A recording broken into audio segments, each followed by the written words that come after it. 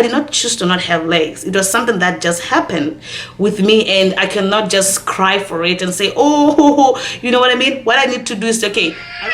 Hey guys, welcome to my channel. If you hear my son knocking on the door, please don't mind him. I'll close the door on him because he's trying to distract me. I'm trying to make this video and then I was going to give him attention, but he's with dad and he's with Joshua. So he's just like, Mama, bye-bye, Mama, bye-bye. So don't let him bother you. Anyways, today's video I'm going to be sharing with you guys why I am not using a wheelchair.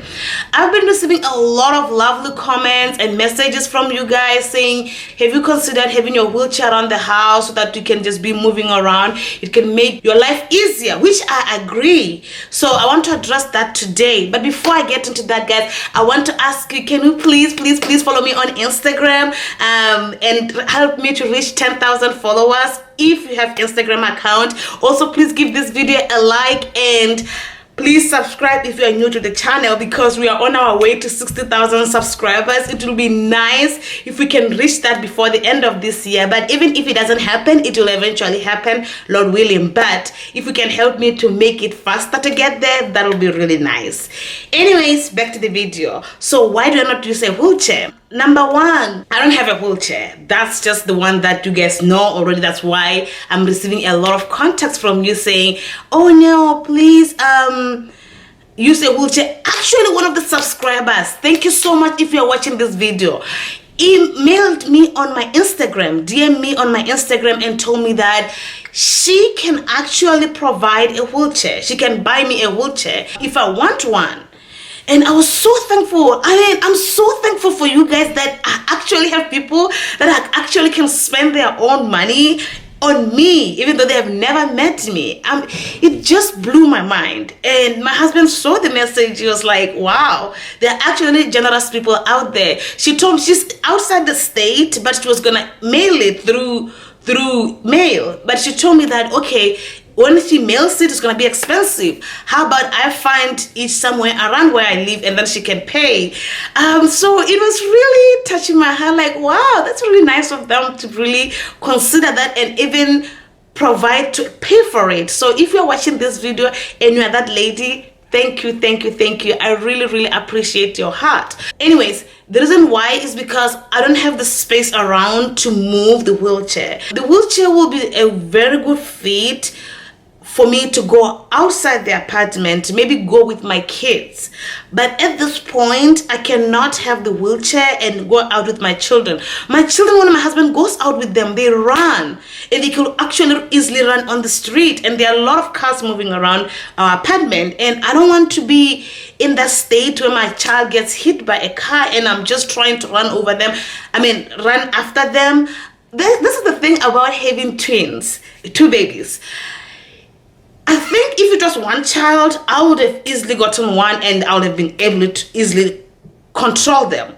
But when they are two, Joshua goes to the right, Caleb goes to the left. And then I always see that with my husband because I always look outside when my husband is going out with them. But my husband, because he can walk, he can easily go to Joshua and call Joshua. He can easily run to Joshua, he can easily run to Caleb. So it makes it easier. But for me, it's different. I cannot just see Joshua and Caleb going different ways and then I can run after them.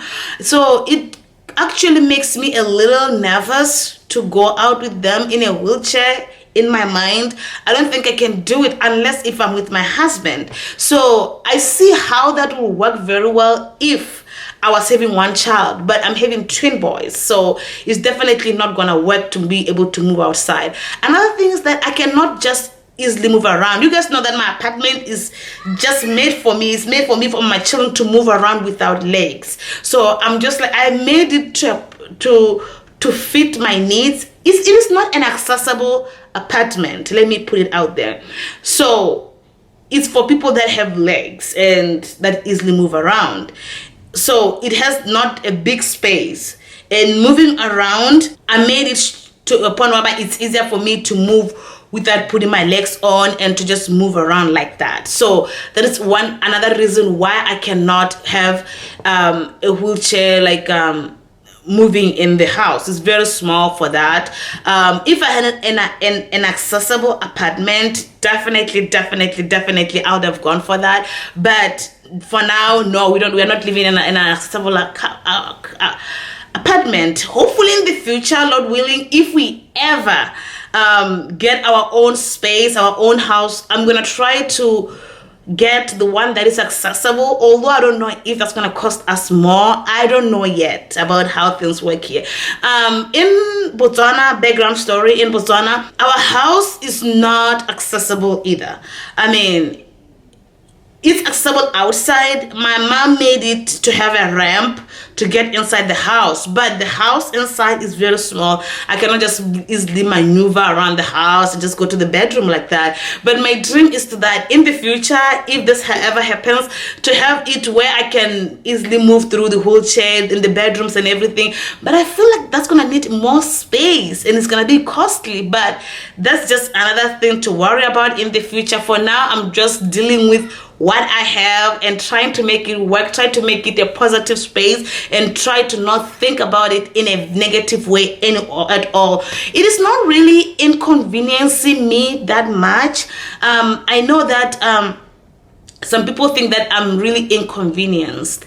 I'm not really not that inconvenienced. I'm someone that was used to live and adapt to wherever I am. I grew up in Botswana, you guys know, and Botswana is not very accessible, especially in my village and especially when I was growing up. These things of accessibility just started now, I mean in this recent years, and they're trying to develop those, but those developments are usually in the cities. And you guys know, you guys have seen, I live in a village in Botswana, and that means it's not accessible. So I've learned to be able to adapt to the situations of where I am, and I'm able to move around. Actually, when I was still in primary school, my wheelchair broke down. When it broke down, there was nothing for me to move around with, but I was that child that loved to play, and I think that's where Joshua and Caleb get it from. Oh my goodness, I loved being outdoors. I mean, the way you see Caleb and Joshua right now, that is the male version of me. I liked playing outside, so we'll go outside and I will just walk on dirt, on soil, outside without my legs. I mean, I do not have legs then. I mean, prosthetic legs. I will just play there all afternoon. If you're in Africa, you know what I'm talking about, where you guys go with the people of the yard, every close of people, like we just go to one place and we just go and play everybody. So we just like go out there and then just play. Sometimes you have a thorn just stepping on your leg, you know, whatever, you take it out. You're a child and you actually will not tell at home, because if you told that, oh, I got a thorn on me, they'll say you're not going out anymore because you're hitting yourself. So just take out the thorn and you will not tell anybody. Or sometimes you'll have a rock, because you guys know knees are very sensitive and I walk on my knees. Sometimes you'll have a rock hit you, you don't tell, you just just be there and just play and all that. So I'm someone that has really learned to adapt, to live to the places that I am at, and I can do anything and to just adapt to my life there at that place. And I thank God for that, for having to make me that kind of person, because I can imagine if I did not learn to do that. And that's always my advice to people that have children that are disabled. For example, your child does not have legs, your child does not have an arm. I always tell people, don't treat them different from how you treat your other children. Always make sure that whatever you do to your fully able child, you make them do whatever that is in a loving way. For example, like you cannot expect me to get something up high. Like you cannot expect me to do that. But things like trying to maneuver the house and trying to go around and cook, trying to feel confident around people. Although that took me a long time, I'll have another story where I'm gonna be sharing with you guys about how I used to live when I was still small, when I was shy about my legs and everything. But try to just let your child do whatever. Even if you in your mind you think they cannot do it, you'll be shocked about how people do stuff. I actually have a friend that I went to university with. He does not have legs, he does not have arms.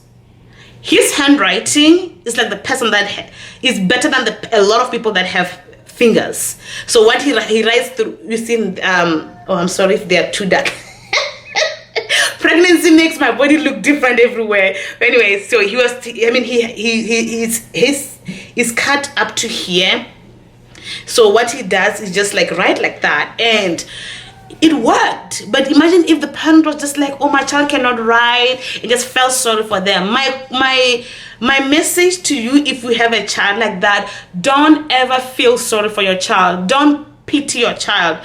Instead, make them that you can do it. I think that's one thing that I'm thankful for from my mom, because she's taught me like, okay, you gotta do this, you gotta do this, you gotta do this. So that's why I learned to have a positive mind, because a lot of people of you guys ask me, how do you stay positive? I'll answer that in another video, but I make sure that, you know what, I'm not different.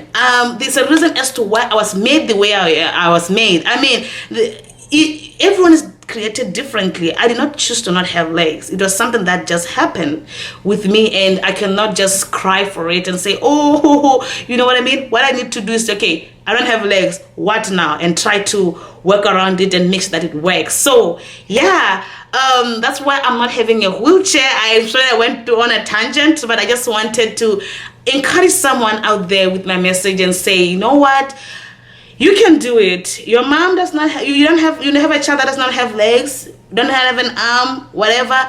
Don't feel sorry for them. Make them do stuff that other people can do. You'll be surprised what God can do. God do a lot of great things that shock a lot of people. Anyways, thank you so much for watching. I hope that made sense as to why I'm not using a wheelchair. If I have a big space, definitely I will use a wheelchair. And thank you guys for all your that listened, and if you watched to the end, thank you. And don't forget to give this video a like, and let me know other things that to suggest that I can do that can help me around. And yeah, let's try to be positive around each other, and please don't be negative. Bye bye guys.